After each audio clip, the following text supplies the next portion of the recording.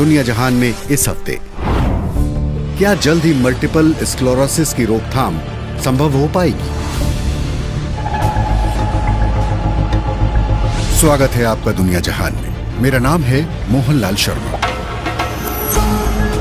हर हफ्ते एक सवाल और उसका जवाब तलाशने की कोशिश। बीबीसी पड़ताल दुनिया की।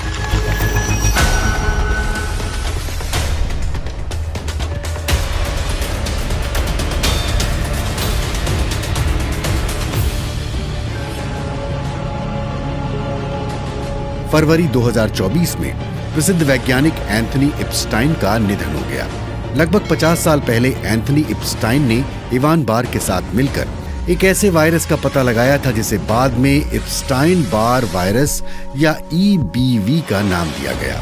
कई बार इस वायरस से संक्रमित लोगों को जिंदगी भर पता नहीं चलता कि वो बीमार है। इन दोनों वैज्ञानिकों ने इस बात का पता लगाया कि ये वायरस न सिर्फ आम है बल्कि ये कुछ किस्म के कैंसर की बीमारी का कारण भी बन सकता है। कुछ समय से ये संदेह भी था कि ये वायरस मस्तिष्क की बीमारी या न्यूरोलॉजिकल बीमारी मल्टीपल स्क्लेरोसिस का भी एक कारण हो सकता है। मगर 2 साल पहले अमेरिकी सेना के सैनिकों और कर्मचारियों के लाखों ब्लड सैंपल के अध्ययन के बाद इस बात की पुष्टि हो गई कि इस वायरस का मल्टीपल स्क्लेरोसिस यानी MS के साथ निश्चित ही संबंध है। इस वायरस का पता चलने के 50 साल बाद अब ये उम्मीद जगी है कि न सिर्फ मल्टीपल स्क्लेरोसिस या MS की बीमारी से बचा जा सकता है बल्कि दुनिया में इससे पीड़ित लगभग 30 लाख लोगों का इलाज भी किया जा सकता है। तो इस हफ्ते दुनिया जहान में हम यही जानने की कोशिश करेंगे कि क्या जल्द ही मल्टीपल स्क्लेरोसिस की रोकथाम संभव हो सकती है। पार्ट 1, MS क्या है? मल्टीपल स्क्लेरोसिस या MS एक न्यूरोलॉजिकल बीमारी है। इसके कुछ लक्षणों में थकान होना, हाथ या पैरों में संवेदना कम हो जाना, चलने फिरने में मुश्किल पैदा होना या फिर नजर खो देना शामिल है। आमतौर पर स्कैनिंग के जरिए मस्तिष्क या रीढ़ की हड्डी में घाव या किसी प्रकार के नुकसान को देखकर शरीर में MS के संक्रमण का पता लगाया जाता है। हमारे पहले एक्सपर्ट डॉक्टर टिम कोट्जी अमेरिका की नेशनल MS सोसाइटी के मुख्य विज्ञान अधिकारी हैं, जो 30 साल से MS संबंधी शोध में शामिल हैं। वो कहते हैं कि MS दुनिया में किसी को भी हो सकता है। ये क्यों होता है, इसका पता अभी तक नहीं लग पाया है।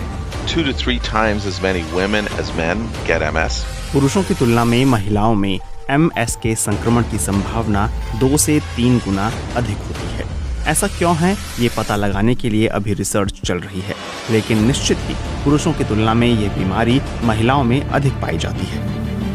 दूसरा सवाल ये उठता है कि ये बीमारी ज्यादातर युवाओं या फिर अधेड़ उम्र के लोगों को क्यों होती है? The preponderance of individuals who are diagnosed with MS still tend to be. MS से संक्रमित लोगों की संख्या 18 से 45 वर्ष आयु वर्ग में अधिक पाई गई है। हालांकि 18 से कम उम्र के लोगों में भी MS के मामले पाए गए हैं, मगर इस आयु वर्ग में उनकी संख्या बहुत कम है। 50 और 70 साल के लोगों में भी MS के संक्रमण के मामले पाए जा रहे हैं। यानी ऐसा नहीं है कि ये बीमारी 18 से 45 साल के बीच की आयु के लोगों को ही होती है। MS एक ऑटो इम्यून बीमारी है। हमारे शरीर के प्रतिरक्षा तंत्र या इम्यून सिस्टम का काम बाहरी वायरस या बाहरी खतरे से लड़ना है, मगर इस बीमारी से संक्रमित मरीज का इम्यून सिस्टम गलती से अपने ही शरीर को बाहरी खतरा समझकर उस पर हमला कर देता है। ऑटो इम्यून बीमारियों में sclerosis, asthma, type 1 diabetes, rheumatoid arthritis भी शामिल है। मगर MS इन सब में सबसे खतरनाक बीमारी है क्योंकि ये हमारे शरीर के सबसे महत्वपूर्ण अंगों पर हमला करती है। टिम कोट्जी कहते हैं कि ये मस्तिष्क यानी कि ब्रेन और स्पाइन या रीढ़ की हड्डी कहें उसकी बीमारी है। ये अंग शरीर को चलने फिरने, दिमाग के काम करने से लेकर हमारी पूरी जिंदगी को नियंत्रित करते हैं। मल्टीपल स्क्लेरोसिस के मरीज का इम्यून सिस्टम ब्रेन और रीढ़ की हड्डी को निशाना बनाता है। दरअसल वो ब्रेन और रीढ़ की हड्डी के भीतर तंत्रिका तंत्र या नर्व्स को सुरक्षित रखने वाली परत को नुकसान पहुंचाना शुरू कर देता है। The way to think about it is that the nerves that make up इसे हम ऐसे समझ सकते हैं कि हमारा ब्रेन और स्पाइन जिन नर्व्स से बना है उनके ऊपर एक इंसुलेशन कवर होता है जो इन नर्व्स को सुरक्षित रखता है। इन नर्व्स के जरिए ही हमारे पूरे शरीर में सिग्नल भेजे जाते हैं जिसकी वजह से हम चल फिर सकते हैं, देख सकते हैं और दूसरे कई काम कर सकते हैं। MS के मरीज का इम्यून सिस्टम नर्व्स के इंसुलेशन को नष्ट करके शॉर्ट सर्किट कर देता है और शरीर के अन्य अंगों तक सिग्नल नहीं पहुंच पाते। जिस शॉर्ट सर्किट की बात टिम कोट्जी कर रहे हैं उसी की वजह से MS के लक्षण सामने आते हैं, यानी मरीज को हिलने डुलने, संतुलन रखने में या दिखने में दिक्कत आने लगती है। ये हमले कई बार धीमी गति से होते हैं या फिर चरणों में होते हैं। कई बार तो शरीर इम्यून सिस्टम के हमलों से उबर जाता है, लेकिन बढ़ती उम्र के साथ साथ शरीर के लिए इन हमलों से उबरना मुश्किल होता जाता है और मरीज की स्थिति तेजी से बिगड़ती जाती है। तो अब तक वैज्ञानिक MS से कैसे निपटते रहे हैं? पार्ट 2, बीमारी के कारण नहीं बल्कि लक्षणों पर निशाना। 1970 के दशक के दौरान MS के इलाज के लिए स्टेरॉइड का इस्तेमाल किया जाने लगा था। स्टेरॉइड दरअसल कृत्रिम या सिंथेटिक हार्मोन होते हैं जो बीमारी से बचा तो नहीं सकते, लेकिन उसके प्रभाव को कम करने में मददगार जरूर होते हैं। हमारे दूसरे एक्सपर्ट जेफ टिम्सन जर्मनी के ड्रेसडेन शहर में कार्ल गुस्ताफ यूनिवर्सिटी के न्यूरोलॉजिस्ट हैं। वो कहते हैं कि ये स्टेरॉइड सूजन कम करने वाली दवाइयां हैं। Patients have inflammatory episodes and they can be reduced. जब बीमारी गंभीर होने लगती थी तो सबसे पहले सूजन कम करने के लिए इन एंटी इन्फ्लेमेटरी स्टेरॉइड का इस्तेमाल किया जाता था, लेकिन इससे इलाज में लंबे समय के दौरान खास फायदा नहीं दिखा था। यानी MS के लक्षणों पर काबू पाने की कोशिश तो की गई, लेकिन इस बीमारी के कारणों की रोकथाम में कामयाबी नहीं मिल रही थी। 1993 में इस दिशा में बड़ा बदलाव उस समय आया जब इंटरफेरॉन बीटा नाम की दवाई को अमेरिका में मंजूरी मिल गई। ये एक इम्यूनोप्रेसेंट दवाई है जो इम्यून सिस्टम को शरीर के अंगों पर हमला करने से रोकती है ताकि वो शरीर के नर्वस सिस्टम पर हमला करके उसे नुकसान न पहुंचाए।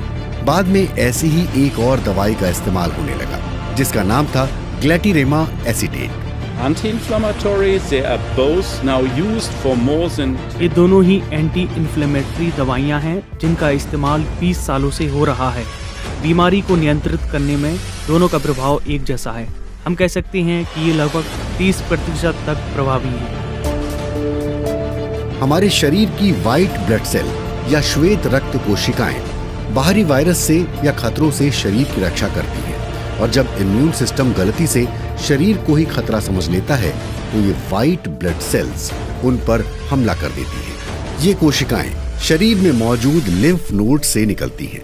बाद में ऐसी दवाइयों का इस्तेमाल शुरू हुआ जो व्हाइट सेल को लिम्फ नोड से निकलने से ही रोक देती है ताकि वो नर्वस सिस्टम को चोट न पहुंचाए। so S1P is a substance which is at the exit. S1P एक ऐसा सब्सटेंस होता है जो लिम्फ नोड के दरवाजे पर होता है जो व्हाइट सेल को बाहर निकलने देता है। इस सब्सटेंस को ब्लॉक कर देने से व्हाइट सेल बाहर नहीं निकल पाती हैं और ब्रेन को नुकसान नहीं पहुंचा पाती हैं। लेकिन अगर व्हाइट सेल्स बाहर ही नहीं आ पाएंगी तो वो शरीर में घुसने वाले बाहरी वायरस से लड़ भी नहीं पाएंगी। यानी एक बीमारी के इलाज के लिए दूसरी बीमारियों का खतरा उठाना होगा।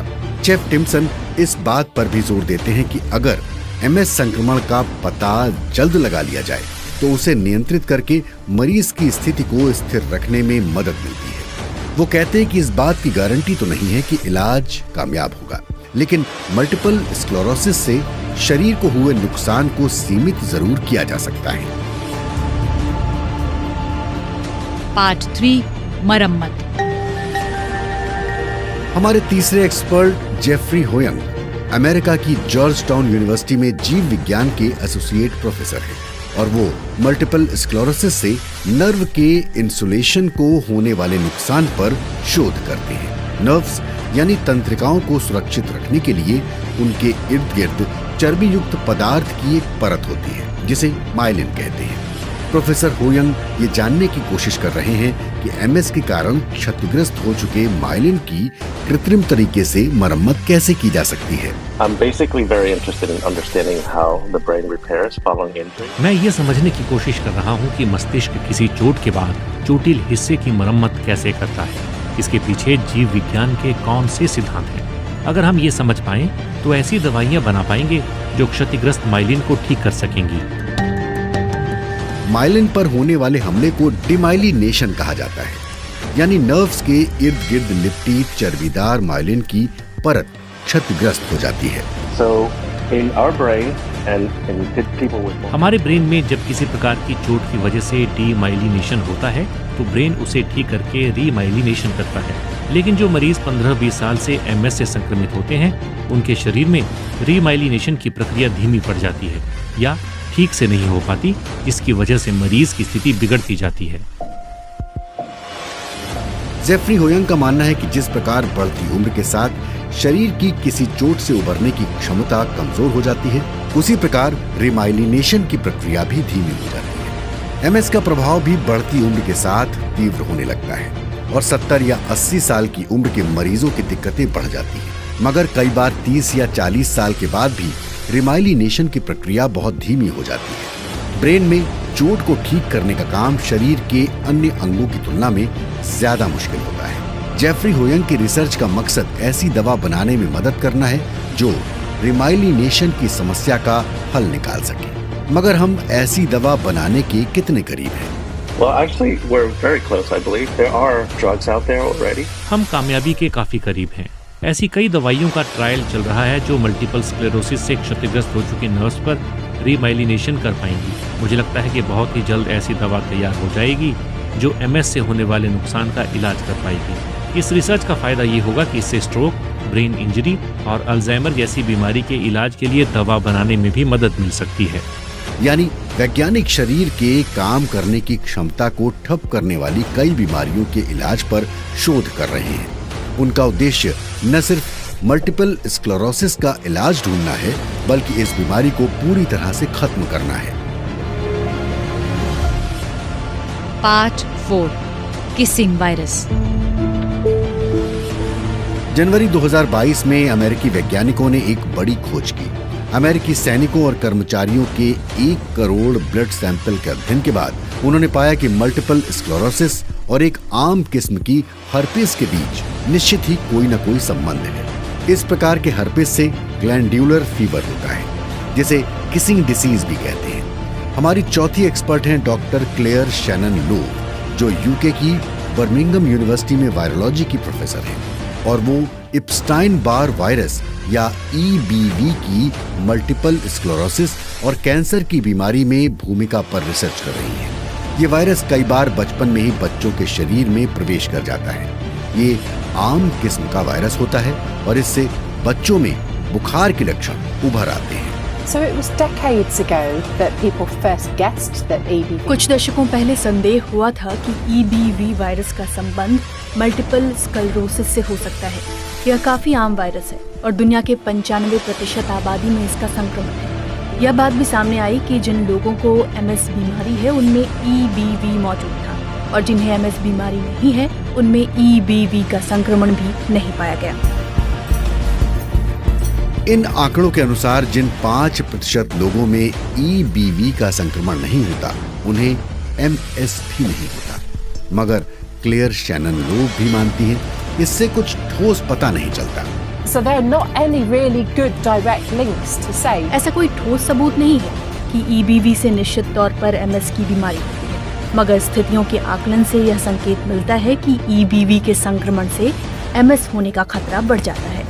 EBV और मल्टीपल स्क्लेरोसिस के बीच कोई संबंध तो है, मगर वो क्या है ये बताना विज्ञान का काम है और इस दिशा में कुछ प्रगति भी हुई है। दरअसल होता ये है कि EB वायरस से एक प्रोटीन निकलता है जिसकी मदद से वो हमारे शरीर में रह सकता है। हमारा इम्यून सिस्टम उस प्रोटीन पर हमला करके वायरस को रोकने की कोशिश करता है, लेकिन चंद लोगों के भीतर इम्यून सिस्टम माइलिन और इस वायरस के प्रोटीन में फर्क नहीं समझ पाता और माइलिन पर हमला कर देता है, जो हमारे शरीर की नर्व्स की सुरक्षा के लिए जरूरी होता है। इसका एक उपाय है ऐसी वैक्सीन बनाई जाए जो हमारे इम्यून सिस्टम को माइलिन और ईबी वायरस के बीच फर्क करना सिखाए। The problem is the virus is incredibly complicated. यह वायरस बहुत पेचीदा है और सदियों से हमारे भीतर रहते हुए बदलता गया है। यह हमारे इम्यून सिस्टम से आसानी से बच जाता है और अपने प्रोटीन को भी छिपा लेता है। तो सही प्रोटीन का पता लगाकर वायरस को रोकने वाली वैक्सीन से इस समस्या का हल निकल सकता है, मगर इस वैक्सीन को तैयार करने में कम से कम 10 साल और लगेंगे। तो अब लौटते हैं अपने मुख्य प्रश्न पर। क्या जल्द ही मल्टीपल स्क्लेरोसिस की रोकथाम संभव होने जा रही है? पिछले 30 सालों में मल्टीपल स्क्लेरोसिस के इलाज में आए बदलाव से एमएस के मरीजों की स्थिति में सुधार आया है, लेकिन एमएस की पूरी तरह से रोकथाम के लिए एप्स्टाइन बार वायरस या ईबीवी को रोकने वाली वैक्सीन से काफी मदद मिल सकती है। इससे एमएस ही नहीं बल्कि कैंसर समेत कई अन्य बीमारियों की रोकथाम में भी मदद मिलेगी। इस दिशा में शोध जारी है। साथ ही अब शरीर में एमएस का पता लगाने के तरीके पहले से कहीं बेहतर हो गए हैं। इस साल फरवरी में 50 साल पहले ईबीवी का पता लगाने वाले वैज्ञानिक एंथनी एप्स्टाइन की मृत्यु हो गई, लेकिन उनके शोध ने वैज्ञानिकों के सामने एमएस की रोकथाम के रास्ते खोल दिए हैं।